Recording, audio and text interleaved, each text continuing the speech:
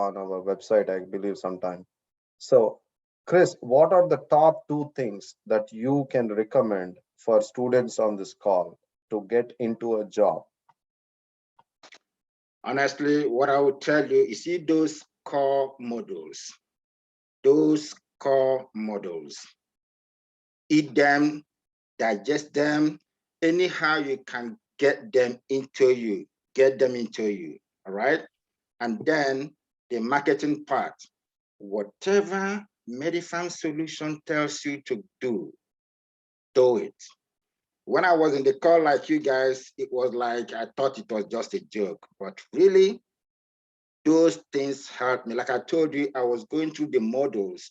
I took time and I was jotting down things. So when I was talking to them in the interview, I was confident. So if you are confident that watching you, that's it. Those core modules, marry them, do whatever you want with them, and then the marketing, don't play with it. Do whatever they tell you to do. You'll be fine. Awesome. Thank you, Chris. I would let that marinate with everyone. And I wish you all the best.